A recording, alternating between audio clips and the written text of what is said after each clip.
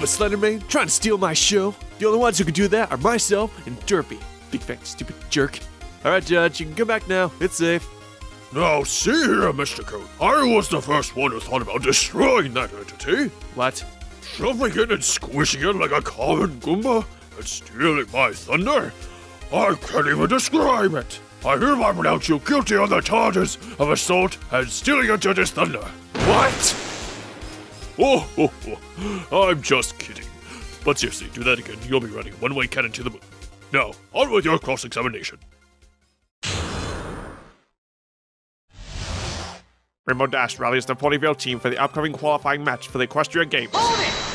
This is a very interesting relay team. Of course, we got Rainbow Dash's speed, Fluttershy's moments of some adrenaline and speed, like in Hurricane Fluttershy, and we got the strength of bulk biceps. Based on the dynamics of this team, we can start to speculate the events we'll see at the actual Equestria Games, such as relay, dash, lifting, tossing, and strength competitions. So I'm guessing we'll see a decent variety of events at the actual event. I do wonder why Bulk is struggling with flight in this episode. While he wasn't a very agile flyer in the Wonderbolt Academy, he could fly like a normal Pegasi. The oversight just sets up a contrived reason for him to struggle, just to make him a comedic foil.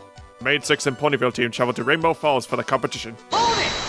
World building must be one of the staff's biggest goals this season, because they bring us a new fascinating area that is Rainbow Falls, that provides a colorful backdrop for this episode. Looking around, it's cool to see Griffins once again, so we got a future multicultural game aspect, and we get a return of the Wonderbolts. I like Soren in this episode, though he had limited exposure. I admired his humble attitude towards Rainbow Dash and the Ponyville team, and just looking forward to a fun competition. As for Spitfire and Fleetfoot, I'll get to them later. The team begins their training montage and Soren is injured. You're gonna eat lightning and you're gonna crap thunder.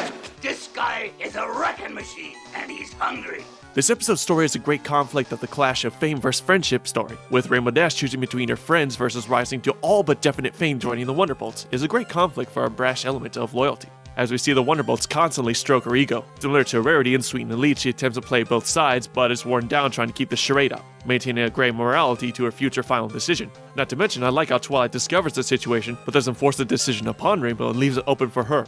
As for Spitfire Fleetfoot, there was no gray morality. I don't like how this episode paints the Wonderbolt's identity in a very negative light, taking these well-renowned performers and paragons of elite flyers in Equestria, and writing them as devious, deceitful liars who will take advantage of even their own teammate just for the sake of victory. Just seems like a really out-of-place character swerve just for the sake of the plot. Rainbow Dash feigns injuries and goes to the hospital.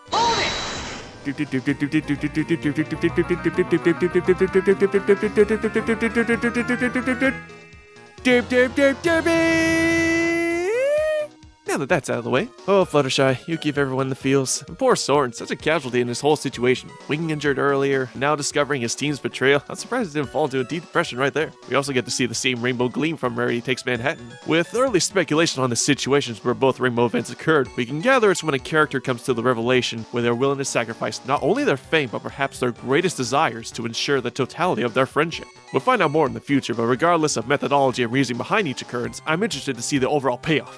The competition begins and Soren rejoins the Wonderbolts. Objection! Your friends and teammates lied and betrayed you. You can't just forgive something like that in a matter of minutes. If I took advantage of your trust and you openly knew it, would you instantly forgive me? No! Again, the way the Wonderbolts are written in this episode just came off as weird and out of character. And so Ponyville wins and we see the other 4 qualifying... We need to be one of the first 4 teams to cross the finish line.